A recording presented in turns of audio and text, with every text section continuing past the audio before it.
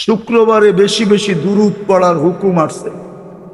বেশি বেশি আল্লাহ রসুলের উপরে দুরূদ পড়েন, ডেলি 200 বার পড়েন।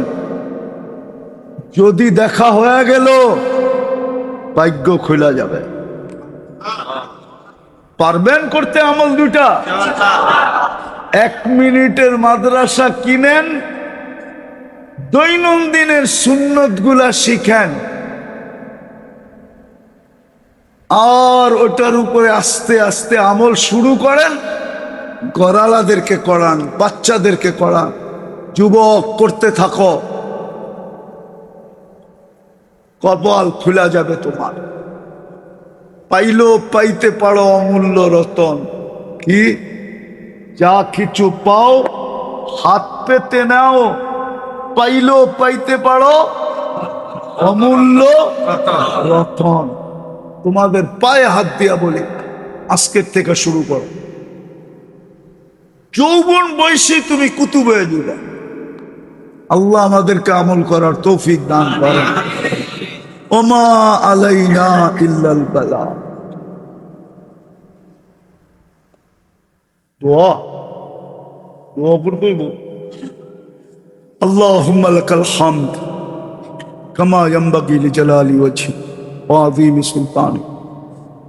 সাল্লি ওয়া সাল্লিম ওয়া বারিক আলা হাবিবিকা মুহাম্মদ কামা আনতা তুহিব্বু ওয়া তারদা। আদাদা খালকিক জিনাত আরশিক মিদাদা কালিমাতিক ওয়া রিদা নাফসি। আল্লাহ বলার পর্ব ছিল শেষ, শোনার পর্ব ছিল শেষ। আয় আল্লাহ, এক কাহিনী মনে উঠল যেটা সুলতান মাহমুদ গজনবীর সাথে ঘটছে। আমিও আজকে বলবো, আয় আল্লাহ, এই দরবারের বা এই দরবারে যে ব্যক্তিটা ছিল, উনার যদি আপনার কাছে কোনো মাকাম থাইকা থাকে,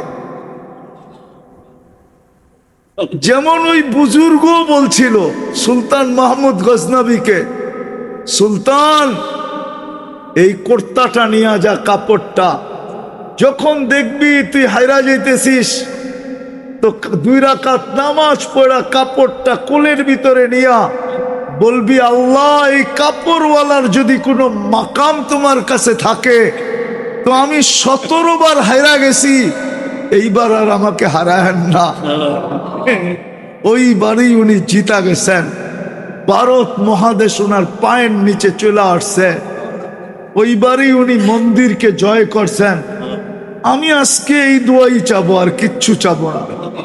আল্লাহ এই খানকার বা দরবারে বা এই জায়গায় যে ব্যক্তি ছিল, এর যদি কোনো মাকাম আপনার কাছে থেকে থাকে, ওই মাকামের উসিলায় আজকের আয়োজনকে কবুল করে, এই লোকগুলাকে কবুল করে।